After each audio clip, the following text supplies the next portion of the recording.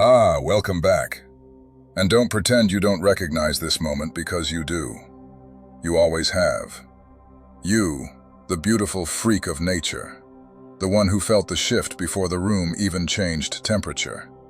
The one who sensed something was off before the tone dropped, before the smiles stiffened, before the energy bent in that subtle way people only notice after the damage is already done. You were called paranoid, dramatic, intense, too much, too sensitive. Right up until the moment every single thing you warned about unfolded exactly the way you said it would. Line by line, beat by beat, with such precision that even the people who doubted you had to sit there quietly and pretend they hadn't once laughed you off. And now you've noticed the silence, haven't you? That strange pause that lives in rooms you walk into. The half-second delay when people clock your presence and recalibrate. The way conversations slow just a little. The way jokes land differently. The way laughter doesn't bounce the same way it used to, because they're not laughing at you anymore, not dismissing you, not brushing you aside. They're studying you, replaying old moments in their heads, rewinding conversations, scanning their memory for the exact point where you figured them out. Because here's the truth they don't like admitting. You didn't suddenly become aware. You always were. You just stopped pretending you weren't. And that single shift changed everything. You learned early, earlier than most people ever have to, that words are cheap, that smiles can be rehearsed, that apologies can be costumes, that charm can be strategy, and that tone lies before language ever does. While everyone else was listening to what people said, taking sentences at face value, trusting promises because they sounded warm enough, you were watching what people did. The pauses between words, the way stories changed depending on who was in the room, the way energy leaked sideways when someone was pretending to be fine, the way bodies stiffened before voices did, the way warmth evaporated when accountability entered the conversation. And people hated that about you, not because it was wrong, but because it was inconvenient. They told you to relax, to stop reading into things, to stop overthinking, to stop being so intense, to give people the benefit of the doubt, to stop assuming the worst. But every time you listened to them, it cost you. Every single time you ignored that tight feeling in your chest, that subtle internal warning you couldn't logically explain, yet couldn't dismiss either. You paid for it later. Every time you convinced yourself you were imagining things, reality showed up with receipts. Betrayal after betrayal. Half-truths stacked on top of half-truths. Stories rewritten in real time. Moments where you were told you were misremembering, misinterpreting, being dramatic, only to watch those exact same truths surface months later like clockwork, as if the universe itself was quietly nodding at you and saying, "See, you weren't crazy. You were early." So no, this wasn't a gift. It was training. You didn't become perceptive because you wanted to. You became perceptive because you had to. Because staying unaware was dangerous. Because trusting the wrong people came with consequences you couldn't afford anymore.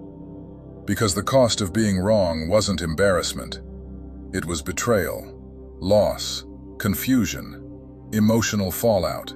Weeks or months spent untangling damage that never needed to happen if someone had just listened to you the first time. You didn't wake up one day magically insightful. You earned this awareness through repetition, through pain, through pattern after pattern burning itself into your nervous system until your body learned what your mind was still trying to argue with. At first, you doubted yourself more than anyone else ever could. You rationalized their behavior, tried to see the good, tried to explain away inconsistencies, tried to tell yourself you were projecting, that you were sensitive, that you were wounded, that you were unfair. You wanted harmony more than accuracy. You wanted peace more than truth. You wanted people to be better than they were showing you. But patterns don't lie. And eventually, after enough emotional bruises, enough rewritten realities, enough moments where you swallowed truth just to keep the room calm, you stopped arguing with the evidence. That's when you began to notice how often the same behaviors showed up in different bodies, different faces, different voices. Same script. Charm followed by confusion. Warmth followed by withdrawal. Promises followed by excuses. Accountability dodged like it was contagious. Empathy offered when it was convenient. Withdrawn when it required effort. Apologies delivered beautifully, but behavior left untouched. And once you saw it, you couldn't unsee it. The world didn't feel random anymore. It felt patterned, predictable, almost mechanical in the way certain personalities operated, the way certain dynamics repeated themselves regardless of who was standing in front of you. And that's when something subtle but irreversible shifted inside you. You didn't become louder, you became quieter. You didn't accuse, you observed. You didn't confront, you withdrew. You didn't argue, you adjusted. And that terrified them more than any outburst ever could. Because now, when someone talks to you, they don't know what you see. They don't know what you've already clocked. They don't know whether you're fully present or already halfway out the door. You sit there calm, nodding, listening, responding politely, while internally you're reading the entire situation like a map. The terrain, the traps, the patterns, the exits. And they feel it, that subtle discomfort, that strange sense of being seen without being attacked, without being judged, without being confronted, just seen. And people who rely on masks don't survive long under that kind of awareness. That's when the testing started. And yes, you noticed. You noticed the tiny inconsistencies slipped in on purpose. The small boundary pushes disguised as jokes. The harmless-looking lies wrapped in humor. The casual contradictions delivered with a smile. They wanted to see if you'd catch it. Wanted to see if you were really paying attention. Wanted to see if your awareness was real or imagined. You were paying attention. You always were. And instead of calling it out, instead of confronting them, instead of arguing your case or demanding explanations or exposing them, you did something far more unsettling. You remembered. You remembered everything. The timelines, the shifts, the exact phrasing, the emotional tone, the moment stories changed, the point where warmth cooled, the second where accountability vanished. You didn't need to confront them. You didn't need to expose them. You didn't need to prove anything. You simply adjusted your access accordingly. And that's when the question started echoing in their heads, the one they never say out loud. How do you always know? They don't ask because they want to learn. They ask because they're scared. Because if you can see through them this easily, then maybe their performance isn't as convincing as they thought. Maybe the version of themselves they've been selling isn't landing the way they believed. Maybe their masks have been transparent this entire time.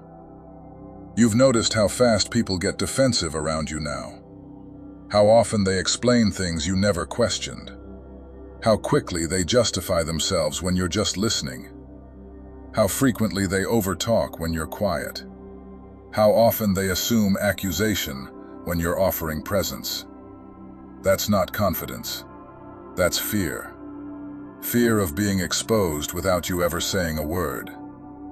You don't argue anymore because there's nothing to prove. You don't chase clarity because clarity comes to you on its own. You don't seek closure because you understand something most people never fully grasp. Behavior is closure. Consistency is closure. Patterns are closure. And the moment you internalize that, you became unreachable.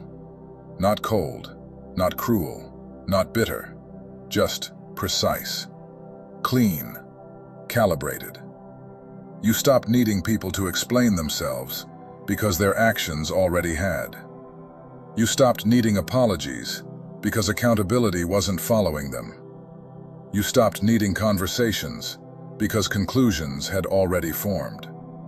You stopped needing reassurance because evidence had replaced hope. You started trusting that internal signal, the one that fires before logic catches up, the one that notices when someone's words move faster than their integrity, the one that feels heaviness where warmth is being faked, the one that recognizes emotional manipulation before it becomes emotional damage. And every single time you trusted it, it proved itself again. So now, when something feels off, you don't wait. You don't second guess. You don't over-explain. You don't rationalize. You don't argue yourself out of your own perception. You don't collect more data to justify what your nervous system already clocked. You create distance quietly, cleanly, without drama, without spectacle, without announcement. That's what unnerves them the most. They can't negotiate with silence. They can't manipulate absence. They can't gaslight someone who's already gone. They can't rewrite a narrative you exited before it finished forming. They can't trap someone who no longer seeks understanding from people who've proven they don't offer it honestly. They replay conversations with you now, trying to pinpoint the moment you stopped buying the story. They scroll back through messages, reread old exchanges, searching for clues, wondering if you knew back then, if you were already aware, while they thought they were getting away with something. And the truth is, you probably did. You just didn't need to prove it. You understand human behavior in a way that makes excuses unnecessary. You know that people reveal themselves over time, not through confession, but through consistency. You know that truth doesn't announce itself. It repeats itself. And once that internal file is complete, once the pattern stabilizes, once the behavior confirms what the intuition sensed, you don't argue with the conclusion. You don't negotiate with reality. You just move on. That's why they feel unsettled around you now. Because you don't react the way you used to. You don't defend yourself when misunderstood. You don't over-explain. You don't chase validation. You don't fight to be believed. You already believe yourself. And that self-trust changed everything. You don't need to be right out loud anymore. You don't need applause. You don't need witnesses. You don't need to expose anyone to feel justified. You let reality do what it always does. Catch up. And when it does, you're already gone. That's the part they struggle with most. Not that you saw through them, but that you left without making a scene, without giving them a chance to spin the story, without offering closure they didn't earn. You didn't punish them. You didn't threaten them. You didn't confront them. You didn't even explain. You simply removed yourself from the equation. And now they sit with that, with the unanswered questions, with the discomfort of knowing you were never fooled, with the quiet realization that you didn't lose anything by walking away, but they might have. You're not angry anymore, because anger requires engagement. You're not bitter, because bitterness requires attachment. What you are now is clear, grounded, selective. And clarity is dangerous to people who survive on confusion. They don't know how to interact with you anymore.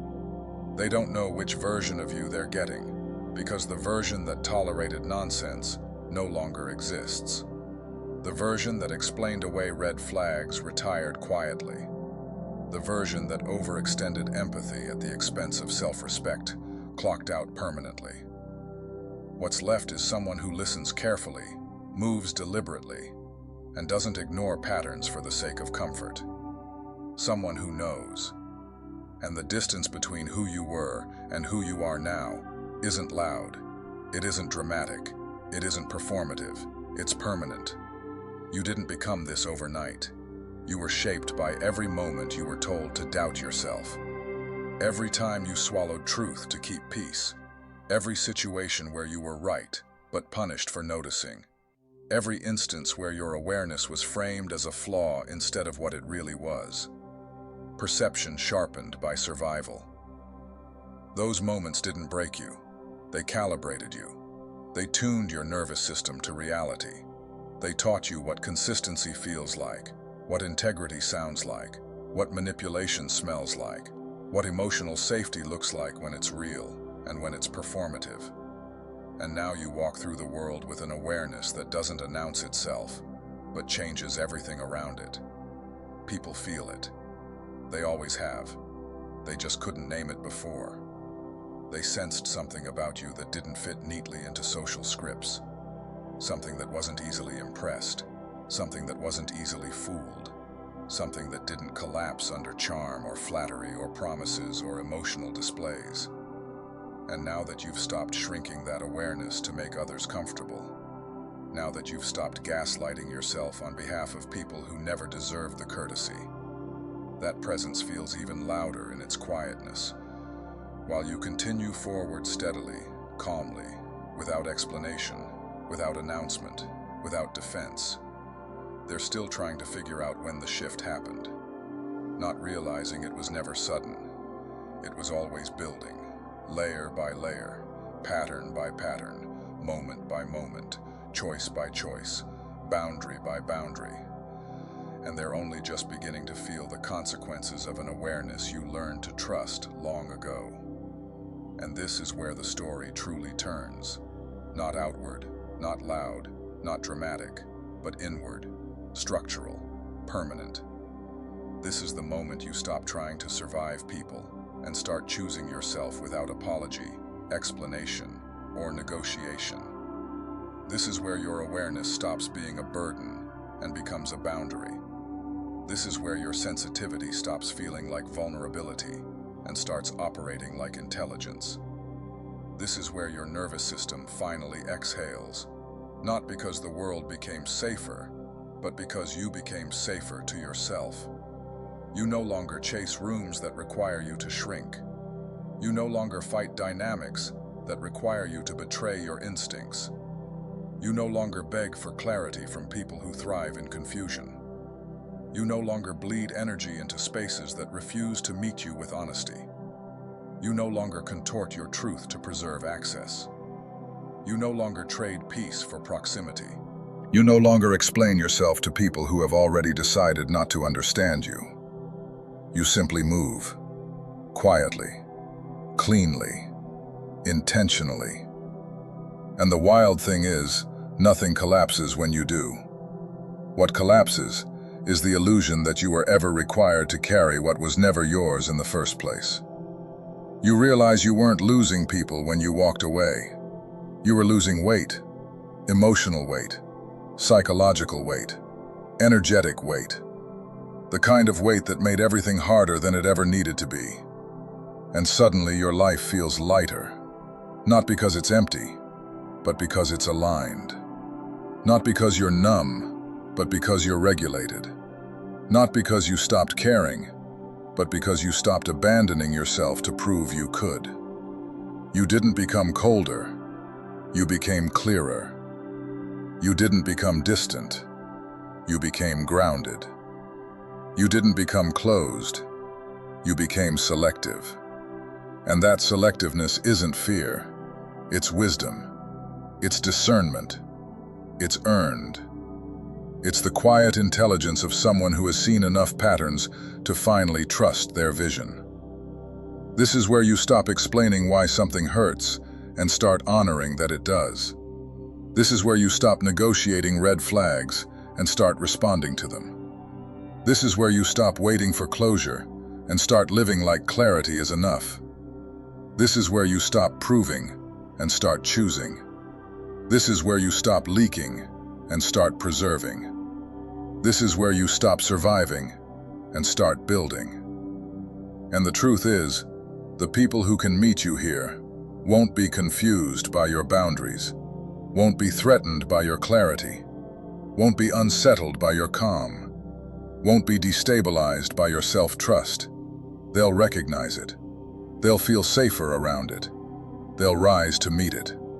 Because real connection doesn't require self-betrayal, and real alignment doesn't require self-erasure, and real peace doesn't require you to be smaller than your truth. This is the era where you stop being available to distortion and start becoming available to yourself. And nothing about that is selfish. It's structural. It's necessary. It's overdue. And it's the reason your life finally starts to feel like something you're inside of, instead of something you're bracing against. And now, a prayer. Not one of begging, but of remembering. God, Source, Universe, Higher Intelligence. However you are known in the language of the soul, I ask that you steady the nervous system of the one reading this right now. Quiet the part of them that learned to stay alert in order to stay safe. Soften the parts that hardened in response to confusion, inconsistency, and emotional instability. Restore their trust in their own perception, their own timing, their own intuition, their own knowing.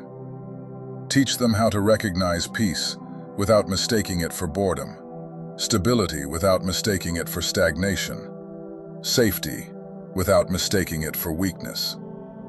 Remove the weight of other people's unresolved patterns from their body. Heal the reflex to over-explain. Heal the reflex to self-doubt. Heal the reflex to stay where truth is distorted and love is conditional. Replace that with clarity that feels calm, boundaries that feel natural, confidence that feels quiet, and strength that doesn't require performance. Surround them with relationships that don't require self-abandonment to sustain, opportunities that don't require nervous system collapse to achieve, and environments that reward honesty instead of punishing perception. Let their intuition sharpen without fear, their boundaries strengthen without guilt, their peace deepen without apology, and their path unfold without resistance. Teach them how to trust ease when it arrives. Teach them how to receive without bracing. Teach them how to rest without scanning for danger.